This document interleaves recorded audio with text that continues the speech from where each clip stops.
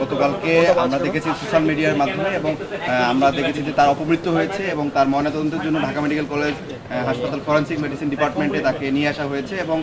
আজকে তার ময়নাতদন্তের প্রাথমিক কার্যক্রম সম্পূর্ণ হয়ে তার লাশকে তার পরিবারের হাতে তুলে দেওয়া হয়েছে। এবং আমরা বলতে চাই যে এই যে জুলাই আগস্টের যারা অভ্যুত্থানের পক্ষের শক্তি এবং যারা জুলাই যোদ্ধা আছেন তাদের একের পর এক যে অপমৃত্যু ঘটছে এবং তাদের উপরে যে কন্টিনিউয়াস থ্রেট আসছিল সেটার ব্যাপারে আমরা খুবই উদ্বিগ্ন। এবং আমরা বলতে চাই যে এই ইন্টারিম গভর্নমেন্ট প্রশাসন সহ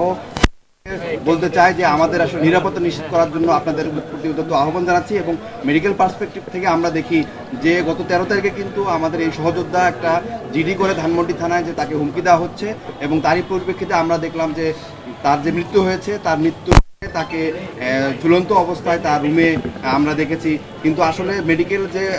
সায়েন্সের যে ব্যাপারটা যে আগে যদি সে মারা যায় এবং তার ঝুলন্ত অবস্থায় যে রিপোর্ট এবং একদম ঝুলন্ত হয়ে গেলে হ্যাঙ্গিংয়ের যে মৃত্যু রিপোর্ট দুটো কিন্তু ডিফারেন্ট হবে। তো আমরা প্রশাসনের প্রতি উদ্যত আহ্বান জানাবো এবং ফরেন্সিক মেডিসিনের ডিপার্টমেন্ট হেড সহ ঢাকা মেডিকেল কলেজ প্রশাসন এবং স্বাস্থ্য মন্ত্রণালয়, মিডিয়া, যারা পুলিশ প্রশাসন আছেন সবাই এই ব্যাপারে সতর্ক দৃষ্টি রাখবেন এবং ওয়াচডগ হিসেবে কাজ করবেন। এবং আমরাও যারা আছি জুলাই যোদ্ধা আছি, সহকর্মী আছি, সবাই আমরা অবগত আছি যাতে রিপোর্টের কোনো ধরনের কোনো হেরফের না হয় এবং একটা সুন্দর রিপোর্ট আসে এবং তার মৃত্যুটা কি আগে হয়েছে নাকি এই ঝুলন্ত অবস্থায় মৃত্যু হয়েছে সেটা আমরা দেখব। এবং আমরা আস্থা রাখছি এই ডিপার্টমেন্টের প্রতি, তারা সুন্দর একটি রিপোর্ট দিবে এবং এই রিপোর্টের ভিত্তিতে আমরা বুঝতে পারবো যে তার মৃত্যুটা আসলে কীভাবে ঘটেছিল।